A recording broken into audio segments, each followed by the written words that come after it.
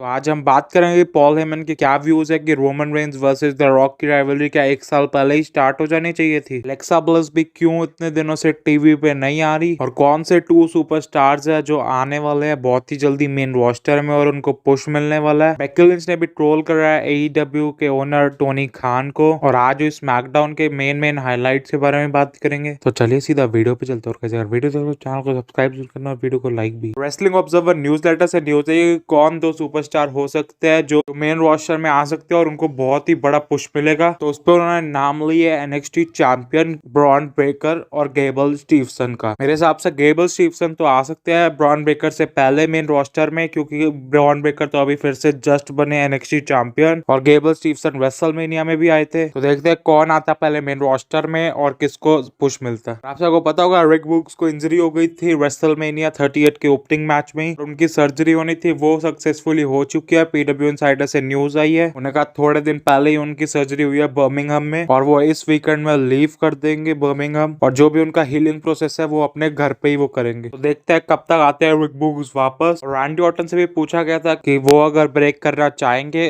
John Cena और Ric Flair का 16 time world champion का रिकॉर्ड, उन्हें कहा वो उनका गोल तो नहीं है कि वो ब्रेक करना चाहे उन दोनों का रिकॉर्ड, और अगर वो होगा भी नहीं तब भी वो बिल्कुल सेटिस्फाइड है अपने करियर से जितना भी अभी तक उन्होंने अकम्प्लिश करा। अगर उनको मौका मिलेगा तो वो जरूर अकम्प्लिश करेंगे ये, बट अगर उन्होंने कहा कि अब वो अभी भी अगर उनको कुछ होता है और वो रिटायर हो जाते तब भी वो बिल्कुल सेटिस्फाइड है अपने करियर। आप सबको लगता है कमेंट्स में जरूर बताओ। आप सबको पता होगा एलेक्सा ब्लिस ने कितना टाइम बाद अपना रिटर्न करा था 1-2 महीने पहले और वापस से फिर वो गायब हो गई और ना ही उनका कोई रेसलमेनिया में मैच था कि उनकी बहुत ही जल्दी शादी होने वाली है और ये हो सकता है उनका रीजन कि वो इतने देर से क्यों नहीं आ रही डब्ल्यूडब्ल्यू टेलीविजन पे। रैंडी ऑर्टन ने भी डॉल्फ जिगलर को कहा है best wrestler of their generation. उन्होंने कहा वो कितने कमाल के बम्प लेते हैं तब भी उनको कोई क्रेडिट नहीं मिलता और उन्होंने कहा उन्हें ये कहना भी नहीं पसंद क्योंकि डॉल्फ जिगलर को भी पता है वो कितने बढ़िया काम करते हैं प्रोफेशनल रेसलिंग में और अब जानते भी है कि डॉल्फ जिगलर की सेलिंग कितनी मस्त होती है, चाहे उन्हें वर्ल्ड चैंपियनशिप अपॉर्चुनिटीज नहीं मिली और वो अभी बस थोड़े टाइम पहले ही एनएक्सटी चैंपियन हुए थे सिर्फ 3-4 हफ्ते के लिए। और आप सब जानते हो कि नैश कार्टर को डब्ल्यूडब्ल्यू ने रिलीज कर दिया और वो टैग टीम चैंपियंस थे और उनका पार्टनर थे वीज ली। डब्ल्यूडब्ल्यू ने ऑफिशियल कर दिया है कि उन्होंने टाइटल रिलिंग्विश कर दिया है और अब शायद कोई टूर्नामेंट हो सकता है जो न्यू टैग टीम चैंपियंस को बनाए एनएक्सटी में। देखते हैं अब वीजली को डब्ल्यूडब्ल्यू भी फायर कर देती है या उनको as a individual star book किया जाता है एनएक्सटी में। और टोनी खान ने भी अभी ट्विटर पे डाला है कि एक स्टडी ने बताया है कि जो भी ऑनलाइन कम्युनिटी एईडब्ल्यू के अगेंस्ट है वो रियल इंडिविजुअल्स नहीं है, मतलब वो किसी के खुद के अकाउंट नहीं है, वो बॉट्स है उन्होंने कहा, और कोई स्टाफ है जो थाउजेंड्स ऑफ अकाउंट रन कर रहे हैं। उन्होंने कहा कौन पे करेगा इन्हें जो इतनी एक्सपेंसिव थिंग को कर रहे हैं। उसके बाद उन्हें थोड़ा ट्रोल्स भी हो रहे हैं और बेकी लिंच का भी रिएक्शन आया तो उन्होंने भी कहा एक स्टडी ने बताया है कि जो भी बेकी लिंच को बू करते हैं अरीनाज में वो रियल इंडिविजुअल्स नहीं है, वो कोई स्टाफ है जो थाउजेंड्स ऑफ एआई यूज कर रहे हैं। उन्होंने ये भी कहा कि कौन पे करेगा इतनी एक्सपेंसिव थिंग के लिए। तो ऐसे करके उनको और भी मैसेजेस आए। जो जनेला ने भी कहा है कि वो नहीं वो खुद ही है इनका वो अकाउंट है। ब्रॉन स्ट्रोमैन ने भी कहा है। आप सबको क्या लगता है कि जो टोनी खान ने कहा वो सच है कि झूठ? कमेंट्स में जरूर बताओ। तो अब कोडी रोड्स ने जब डब्ल्यूडब्ल्यू के साथ ऑफिशियली साइन कर लिया है तो उस पर मैट हार्डी ने कहा है कि जब वो डेली प्लेस मतलब जहाँ पे एईडब्ल्यू होती थी जब कोविड था वहां पे वो और कोडी रोड्स और अदर रेसलर्स भी होते थे रात के 3-3 बजे तक, जिसमें वो रिकॉर्ड करते थे। आपको पता होगा एईडब्ल्यू डार्क और एलिवेशन भी होता है जो यूट्यूब पे आता है, उसके मैचेस वो कहते हैं वो रिकॉर्ड करते थे इतनी रात तक। तो इसलिए मैट हार्डी और कोडी रोड्स का रिलेशन बहुत ही क्लोज हो गया था क्योंकि तब पैंडेमिक भी था। और उन्हें ये भी कहा उनको दुख भी होता है कि उनके फ्रेंड ने कंपनी लीव कर दी, वो भी जब वो बहुत ही ग्रेट फ्रेंड थे। लेकिन उन्होंने कहा वो खुश भी है क्योंकि जहां भी कोडी रोड्स जाएंगे वो और सक्सेसफुल होने वाले हैं और ये सब आपने करना होता है रेसलिंग में, क्योंकि वो उन्होंने कहा वो मैट हार्डी खुद ही बहुत बड़ा इसका एग्जाम्पल है। और आज स्मैकडाउन में रकेल गोंजालेस ने भी अपना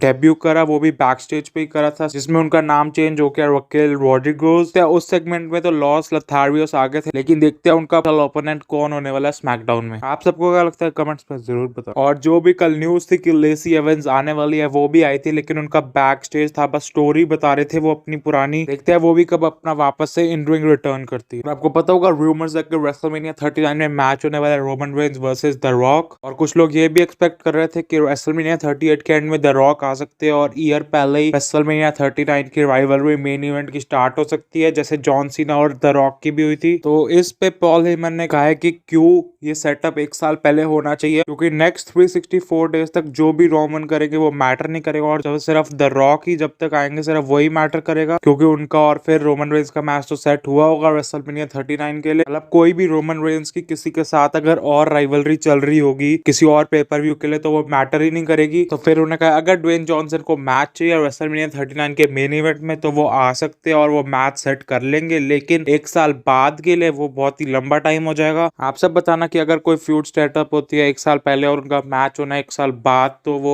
सही होती है? आपको पसंद आती है फ्यूड के नहीं? कमेंट्स में जरूर बताओ। बात स्मैकडाउन के मेन इवेंट में फिर से रोमन रेंस, तो वो आते हैं और सबसे पहले वही कहते हैं एक्नॉलेज मी, और फिर वो कहते हैं कि रोमन रेंस के खुद के पास 2 टाइटल है, WWE और यूनिवर्सल चैंपियनशिप, और दोनों उसोस के पास एक एक टाइटल, मतलब एक स्मैकडाउन टाइटल एक उसो के पास। तो उन्होंने कहा है कि दोनों उसोस अब जाएंगे रॉ पे और कैप्चर करेंगे raw tag team championship for title unification. तो अगर उसो सक्सेसफुल होते हैं रॉ टैग टीम चैंपियनशिप भी जीतने के लिए तो टोटल ब्लड लाइन के पास 6 टाइटल्स हो जाएंगे। और फिर आ जाते हैं शिंसुके नाकामुरा, तो वही ओपोनेंट होने वाला बैकलैश के लिए रोमन रेंस के